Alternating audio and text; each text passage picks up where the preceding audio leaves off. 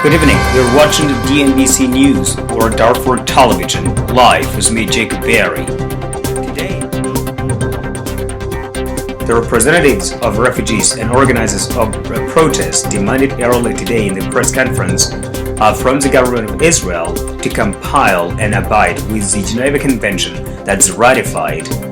Tens of thousands of refugees are marching in Jerusalem today before the governmental conflicts and demanding from the government to cancel the decision that is going to jail them, and also demanding from the Knesset members or the Israeli parliament to cancel that decision.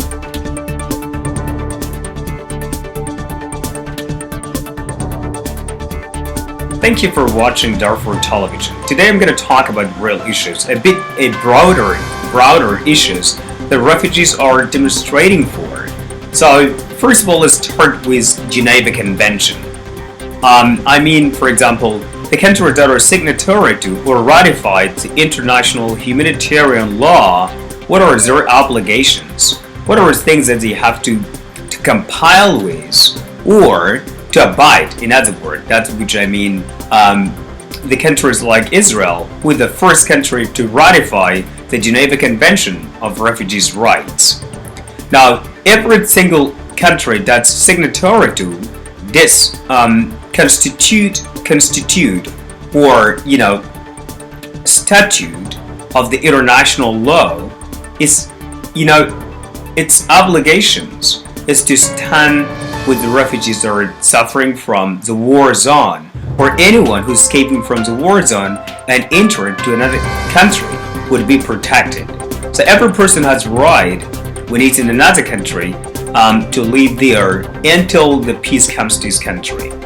Now, then there is another obligation for the country to do. So this person who's living in this country will have a complete right to education, health care, insurance, whatever, all those rights that are mentioned there in the Declaration of Human Rights. So this is what the country is supposed to do. Second of all, my second message is to do what the United Nations High Commissioner for Refugees. I think it's the second step for the UN to take care of those responsibilities. And I will be talking to you about that after the break.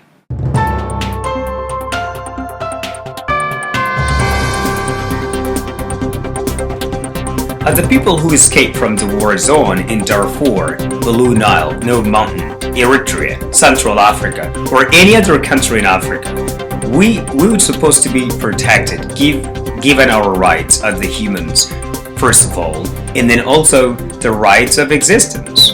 And so this is the responsibility of UNHCR High Commissioner for Refugees, so to take action to solve these problems. And also I think knowingly or internationally, the UNHCR is mainly the responsible of refugees' waves, and it's the only body that can take care of the refugees. But here in Israel, so we're now can't see the UN is acting any part in this way. So now today, we want to demand from the UNHCR to take care of our case and take it back our papers and convert to the UN mandate. So I want to talk about this issue today.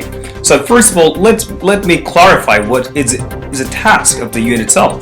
The UN's task is whenever there is conflict in the world, it's supposed to stand with them, whether it's a political, military, a conflict, or it's a natural disaster. So this is a UN is founded for. It's what people want the UN to do. But let's see back there in Darfur. We know that a lot of people is suffering, a lot, and there is a UN organizations that are operating in Darfur and sometimes helping people. But also the government of Sudan, expelled them, and now the UN is not capable of going to protect those people who are being raped and kidnapped, as well as murdered for no reason. The only reason because they are not agreeing what the government is doing against them. And as well as in the Nile Mountain, there are a lot of problems as well as Blue Nile. Anywhere in Sudan there are a lot of conflicts as well. So this is what UN is supposed to do. And I think it's also a responsibility in second hand that also we have to contribute in this to try to tackle our problems as well. But we need more help from the international community to try to help us.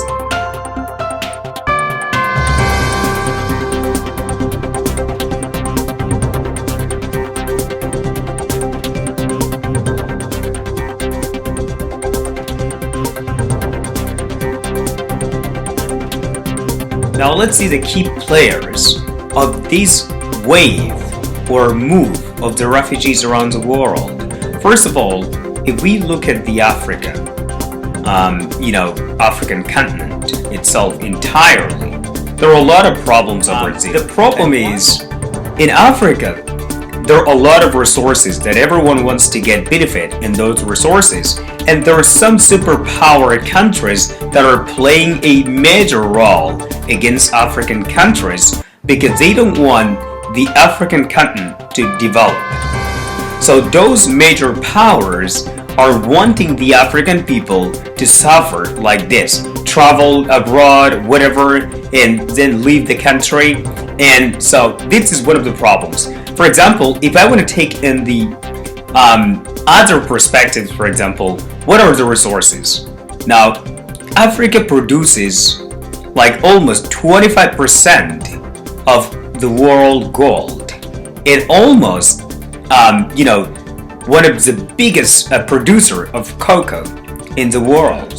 So that's why, if the African people who are traveling abroad thinking too much about their homeland, they might have changed that. But if we are just staying where we are and not thinking about going back to Africa and thinking, you know what, forget about Africa, there is nothing to do in Africa. No, guys, I think that's wrong. We got to have a plan to go back to Africa and develop our continent. How do I think that if people are outside, they can't develop our continent. In the next video, I'm going to talk a little bit about how to develop our continent.